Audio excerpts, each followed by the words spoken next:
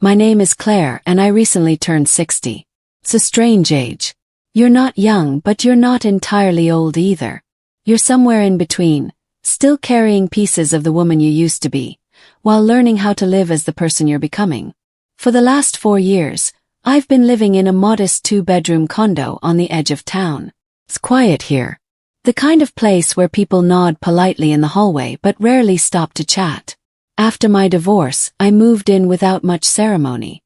No housewarming, no big plans.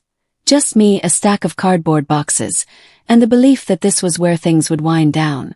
One Saturday morning, I was heading out to take my trash to the dumpster when I noticed someone moving into the unit 2 floors below mine. I hadn't seen any signs of new tenants, so the sight of a cluttered hallway, stacked with boxes and furniture, caught me off guard.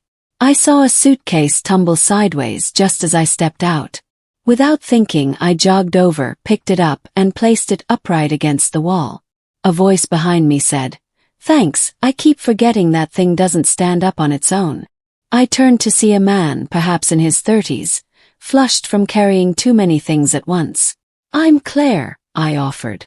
He smiled. "Ethan. I just moved in this morning. Still trying to figure out where everything goes." He didn't seem like someone who'd live in a place like this. Too young, too vibrant. But he explained that he was starting a job at the university nearby. "Temporary housing," he said. "Nothing permanent." I offered to help carry the last few boxes. It felt like a small gesture, but as I stood in his apartment helping unpack books and cookware, I felt a surprising sense of ease. He asked about the building, the neighborhood, and I shared what I knew. We talked for nearly an hour before I excused myself. "If you need anything, I'm usually upstairs," I said. The following week there was a knock at my door. Ethan stood there holding a small potted plant. "Thank you for your help last weekend," he said. "I figured your balcony could use some green." It was such a simple gift, but it had been a long time since someone brought me something without expecting anything in return. We began running into each other more often. In the elevator, at the mailbox, sometimes walking in from the parking lot. Our chats became longer, more personal. One afternoon, while I was carrying groceries up the stairs, Ethan appeared beside me.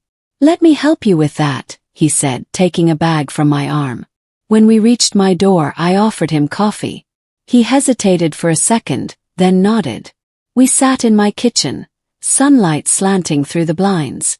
I told him about my old job in publishing, my daughter who lives 3 states away, and how strange it feels to go days without speaking to anyone. He listened, really listened. "You know," he said after a long pause, "you have a way of making people feel calm." I noticed it the first time we spoke. That evening stayed with me. Not because of what was said, but because of how I felt afterwards, seen. Not as someone's mother or ex-wife or older neighbor, but simply as Claire. A few days later, I found a note taped to my door. "Making lasagna tonight. Would love to share. E." I laughed out loud. I hadn't had lasagna in ages. Dinner was warm and casual. No candles or anything silly. Just 2 people sharing food. Music playing faintly in the background, conversation flowing as if we had known each other longer than a few weeks. He asked about my writing. I admitted I hadn't written anything in years. "You should," he said. "You speak like someone who has stories worth telling." That night I opened my old laptop. I stared at the blinking cursor, unsure where to start. But I started anyway. Over the next month, Ethan and I settled into a rhythm. We didn't see each other every day, but the connection was consistent, comfortable, respectful. One afternoon, he showed me a short film he had made in college. It was thoughtful, emotional, even a little poetic. "You created this?" "Yes." He nodded, a little embarrassed. "It was personal. About someone I lost." We sat quietly for a moment. "Thank you for showing me," I said. He smiled. "You're the only person I wanted to show it to." And in that moment I realized something. This wasn't just about 2 people crossing paths. It was about timing, healing. We weren't rescuing each other. We were simply reminding one another of who we still were beneath all the layers life had piled on.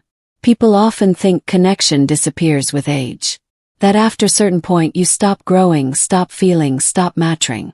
But that couldn't be further from the truth. At 60, I feel more alive than I have in years.